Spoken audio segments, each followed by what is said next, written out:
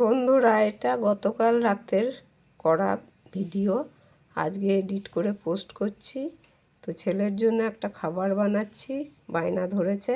তো তার জন্য দেখো একটু আটা গুলে নিয়েছি 3 চামচ মতো, আর এদিকে নিয়েছি দেখো একটা ডিম। তো এই ডিমটা আমি ওই আটাতে ফাটিয়ে দিয়ে দিলাম। আর দেখো নিয়েছি একটু গাজর, একটা ছোট আলু, পেঁয়াজ, আদা, রসুন, কাঁচা লঙ্কা।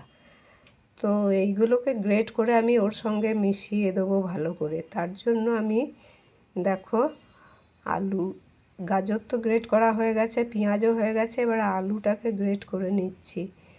তো এবার এগুলো ওতে মিশিয়ে দেবো, রসুন আদাটাও গ্রেট করে নেব, করে আমি নুন দিয়ে ওটা ভালো করে ফেটিয়ে নেব। তো এই খাবারটা করলে একটা হেভি খাবার হবে, পেটে ভাত থাকবে অনেকক্ষণ, খিদে পাবে না। ছোট ছেলে বায়না ধরে, অনেক দিন বড় ভিডিও আমি দিইনি।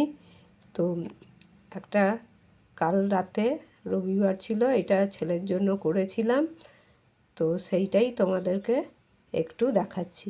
তো এইটা দেখো, এতে অনেকে খাবার সোডা একটু দেয়, আমি কিছুই দিইনি। অনেকে মশলা দেয় নানা রকমের, আমি ওইসব কিচ্ছু দিইনি, একদম প্লেন।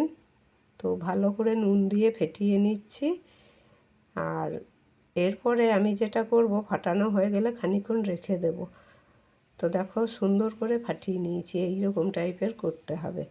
তো তারপরে আমি ওভেনে দেখো তাওয়া চাপিয়ে গরম করতে দিয়ে দিয়েছি, দিয়ে তাতে সাদা তেল দিয়ে দিলাম। এবার তেলটা কি করছি দেখো, পুরো তাওয়াতে চতুর্দিকে ভালো করে লাগিয়ে দিচ্ছি।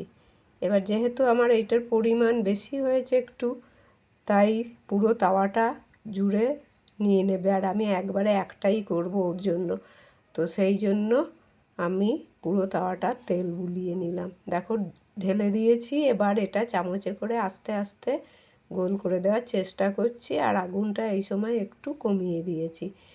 তো এটা ঢেকে দিতে হবে, কিন্তু আমি ঢাকিনি, আমি তার বদলে এটাকে রেখে দিয়েছি ভাজার জন্য। ধীরে ধীরে এটা হতে থাক, কারণ পুরো দেখো আমার তাওয়াটা জুড়ে এইটা একবারে নিয়ে নিয়েছে জায়গা। তো এটা ঢেকে দিলে ভালো হয়, কারণ আলু এগুলো সব সিদ্ধ হতে সময় লাগে। তো আমি অনেকক্ষণ লো ফ্লেমে রেখে দিয়েছিলাম, এবার দেখো হয়ে গেছে। তো এইটাকে এবার উল্টাবো, কিন্তু যখন উল্টালাম তখন আর ভিডিওটা ওঠেনি।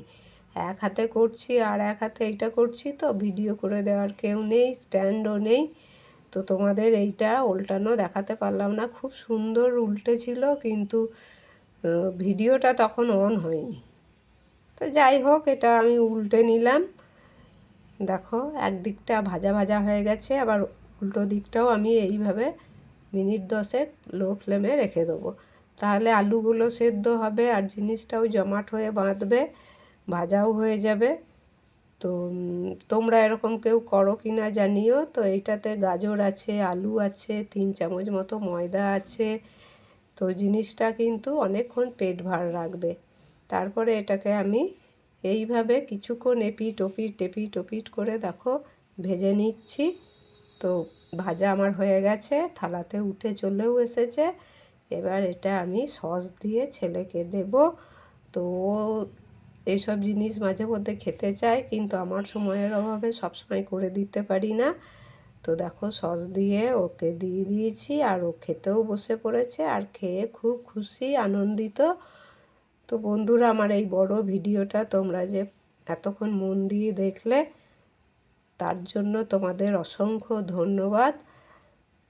এইভাবে সাথে থাকার জন্য, পাশে থাকার জন্য অনেক অনেক ধন্যবাদ।